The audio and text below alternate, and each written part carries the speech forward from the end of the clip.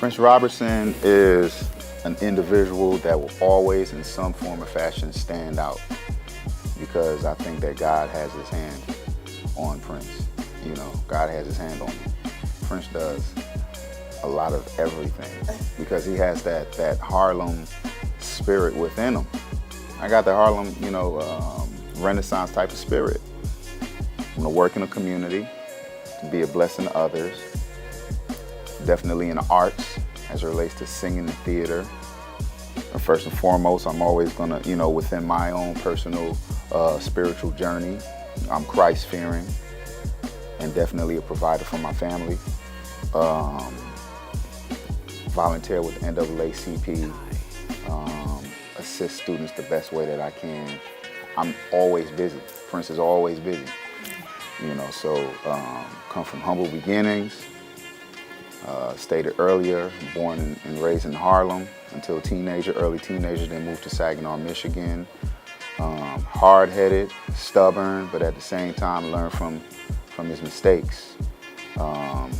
Again, humble beginnings, not one but two sets of public housing, or what we would affectionately call the projects. And I saw and I knew the circumstances that I was in, and I was always that type of individual that would window shop on life. I want that. I would love to wear a shirt and tie. I don't know what I want to do yet, that type of stuff.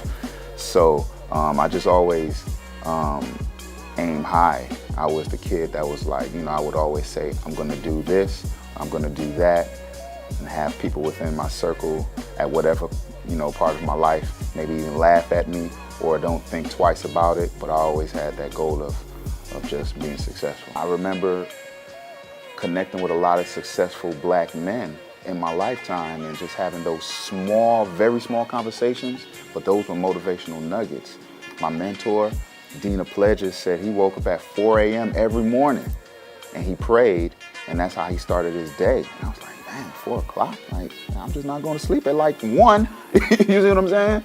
But that was discipline. So I had to find my own discipline.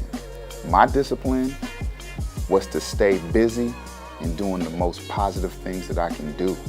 So what I used to do in terms of partying a lot, drinking, smoking weed, I had to let some of that stuff go. You can be successful and still smoke weed.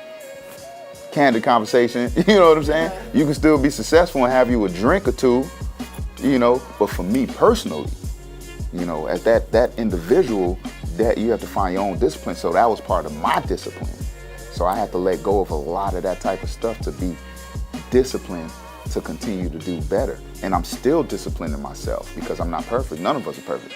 You see what I'm saying? But for me, I knew what I had to do.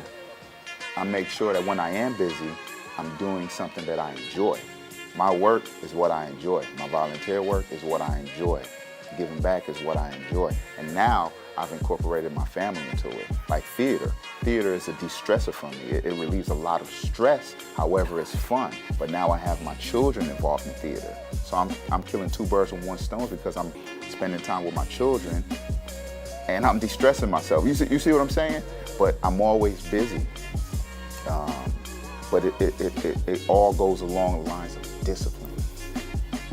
So anybody that wants to go into, to be a lawyer, engineering, media, know where your goal is, but know that you got to be disciplined in some form or fashion to get there. My role is simple. My role is basically to not have those who are coming after me, or those who are coming before me, those who are my age, to not make the same mistakes that I made. Whether that's not graduating high school on time, struggling in college, undergrad. Some may even choose to go to the military, but you still go through some type of struggle. So my goal is to make sure that whoever I come encounter with, to mentor or to have some type of relationship with, that they don't make the same mistakes that I made.